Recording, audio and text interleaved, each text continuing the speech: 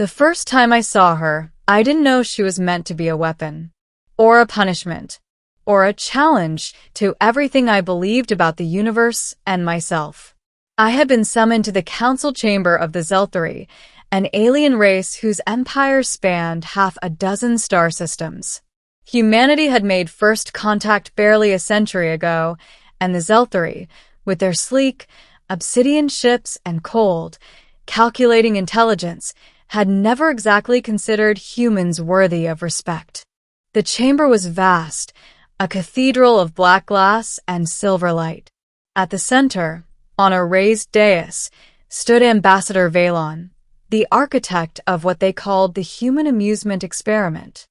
He smiled thinly as I entered, gesturing toward the far end where she waited.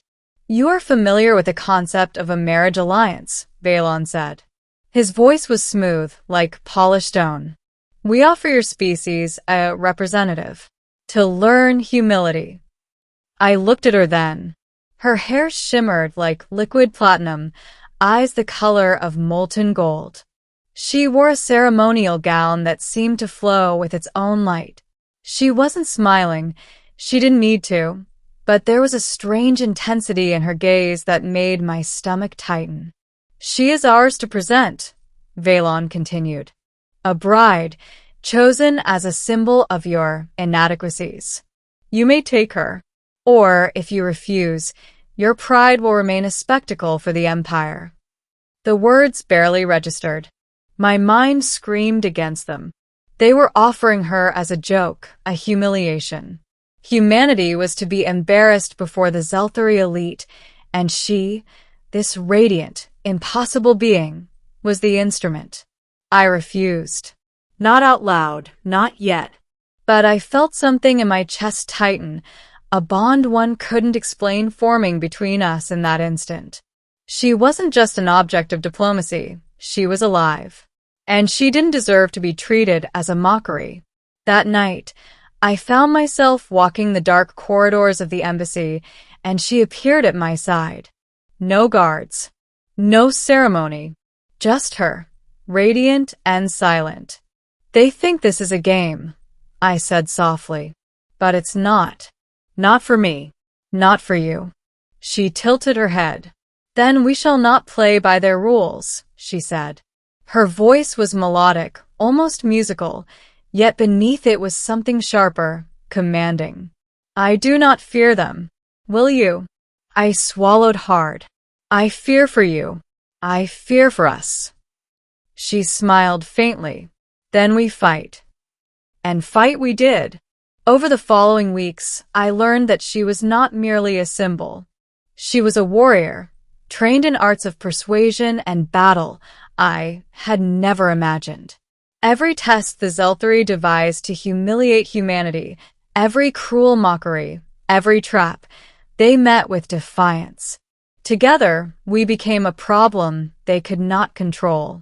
Yet, the closer we grew, the more impossible our circumstances seemed. She was Zelthari. I was human. Our alliance was a spark in the shadow of an empire. Our connection, something forbidden, dangerous. But it was real. Then the campaign against humanity escalated. Velon declared a final trial, designed to force her into subjugation publicly. The ceremony was set on the grand platform of the central starport, with thousands of Zelthari observers. Their plan was cruelly simple: present her as the conquered bride, humiliate me, and cement the Empire's dominance. When she arrived on the platform, the crowd expected submission. Instead, she turned to me. "Are you ready?" she asked. Her hand reached for mine. I nodded. What happened next defied everything the Zelthari had predicted. She spoke, not to the council, but to the crowd. Her words were sharp, elegant, undeniable. She recounted the campaigns of our rebellion, the bravery of human scientists, the strength of human resilience. Her voice carried not just to my ears, but to every corner of the platform. And then she did something I had not expected. She denounced Velon, exposed the council's cruelty, and declared her allegiance to humanity, not as a joke bride, but as a partner, an equal, and something more.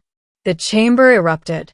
Screams, confusion, the sudden collapse of a carefully constructed hierarchy. And amidst it all, she looked at me and smiled. Not with malice, not with fear, but with a confidence I had never seen. After that day, we vanished. Not hidden, not in fear, but in defiance. Together, we carved a path through the Zelthari systems, not with armies, but with influence.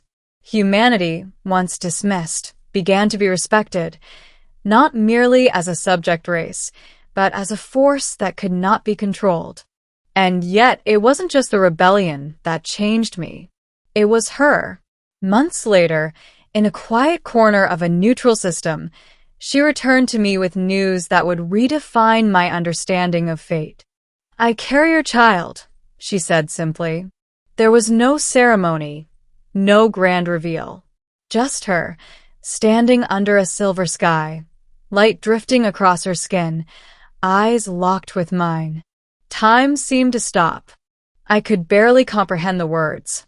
A child, our child, born of defiance, love, and the improbable crossing of two species that the universe had never meant to unite.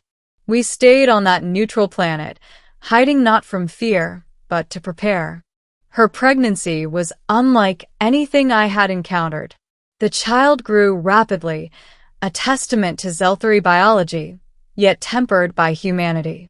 I watched in awe as she carried life that was both hers and mine, a symbol of a bridge between worlds, a hope that no empire could extinguish.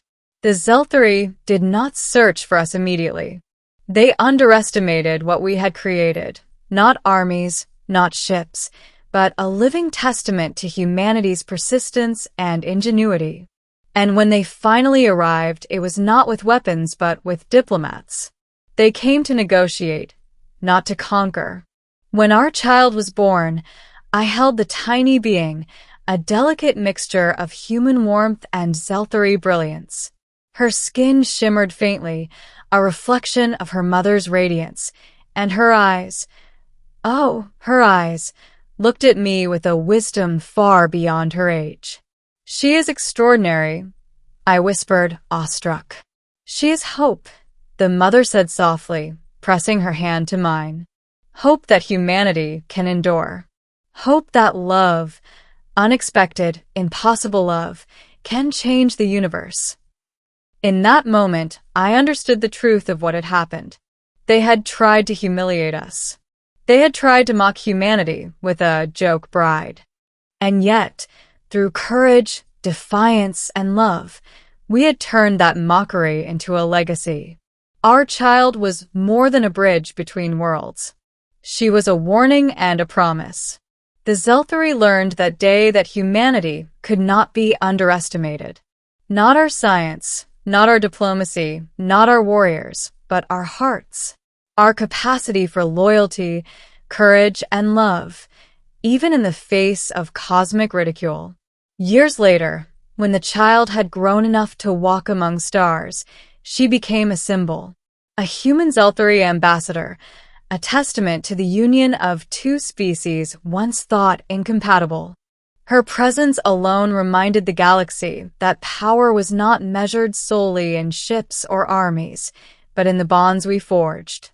And every time I looked at her, at our child, I remembered the moment she first stood before me, a bride offered as a joke, and how she had returned carrying life, hope, and a promise that no empire could ever destroy. They had tried to humiliate humanity. Instead, they had created a legacy that would endure far beyond their empire, a legacy of defiance, of love, and of life. In the end, it was not victory in battle that defined us. It was the courage to stand, the willingness to defy, and the audacity to love across impossible boundaries. And in that, humanity and she had triumphed.